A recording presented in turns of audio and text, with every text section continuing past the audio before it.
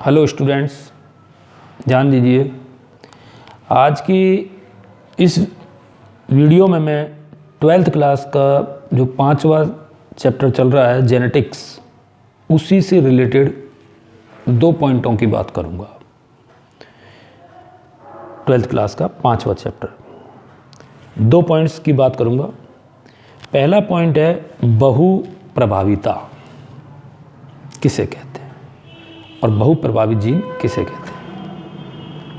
उदाहरण देकर स्पष्ट करो। ये प्रश्न मैंने आपको पीडीएफ में लिख रखा है। बहुप्रभाविता या बहुप्रभावित जीन किसे कहते हैं, एक उदाहरण देकर स्पष्ट करो।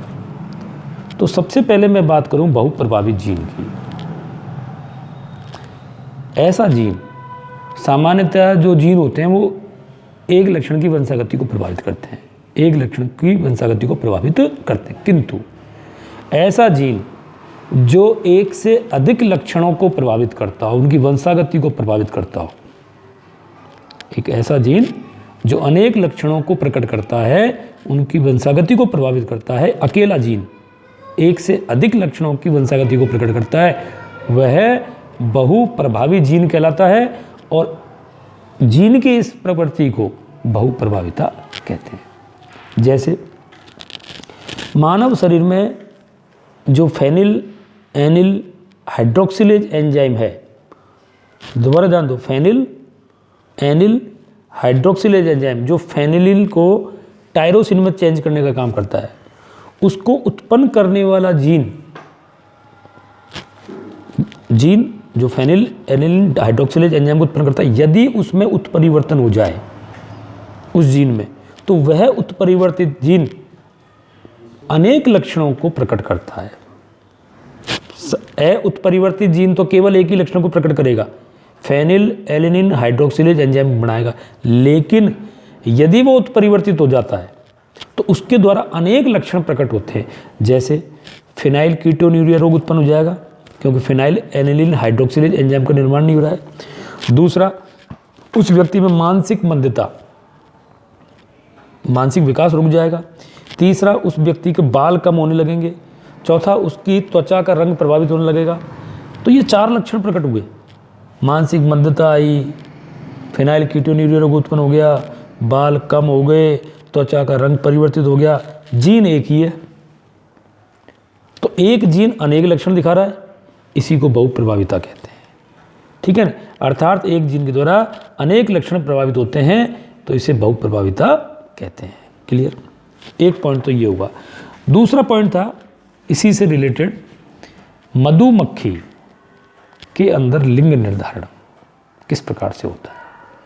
तो देखिए, मधुमक्खी की बात करें हम, तो मधुमक्खी में लिंग का निर्धारण क्रोमोसोम्स की संख्या पर निर्भर करता है। मधुमक्खी की जो कॉलोनी होती है, उसके अंदर 3 प्रकार की मधुमक्खियां होती हैं। पहला नर मधुमक्खी, दूसरा श्रमिक मधुमक्खी और तीसरा रानी मधुमक्खी। क्लियर? 3 प्रकार की मधुमक्खियां होती हैं।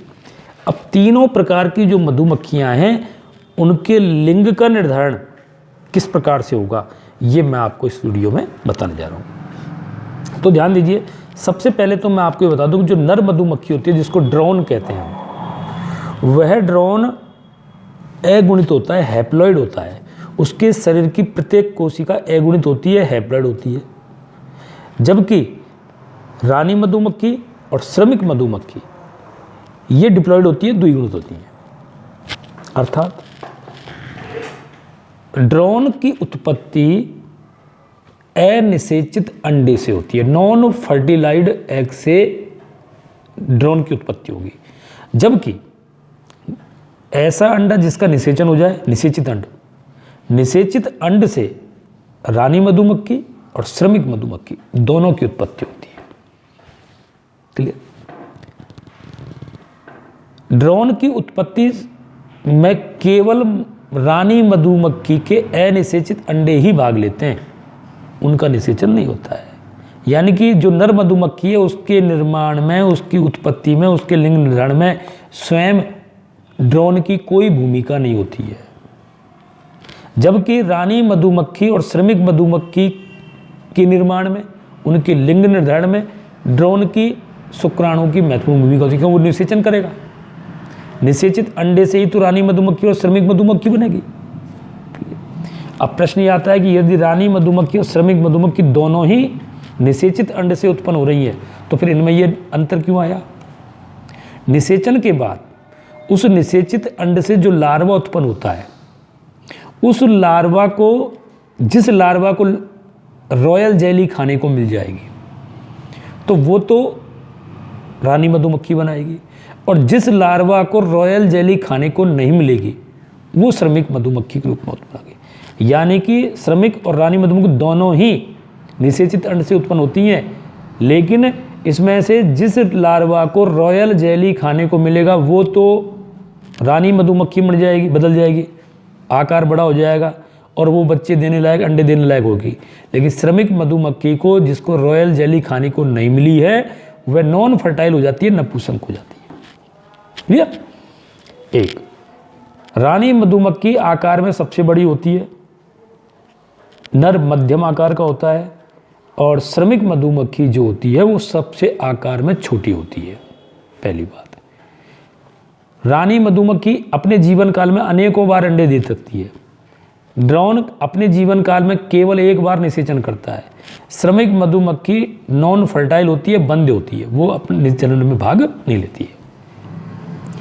एक मधुमक्खी के छत्ते में अनेक रानी मधुमक्खियां बन सकती हैं, किंतु उनमें से केवल एक ही रानी मधुमक्खी विकसित हो पाती है, जिंदा रह पाती है, और बाकी सबको नष्ट कर दिया जाता है उस रानी मधुमक्खी के द्वारा।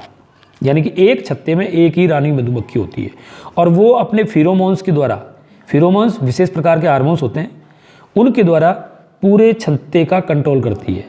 श्रमिक मधुमक्खियों का और नर मधुमक्खियों का कंट्रोल करती है। श्रमिक मधुमक्खी जनन में भाग नहीं लेती है, लेकिन बाकी अन्य जितने भी कार्य होते हैं उन सबको श्रमिक मधुमक्खी करती है।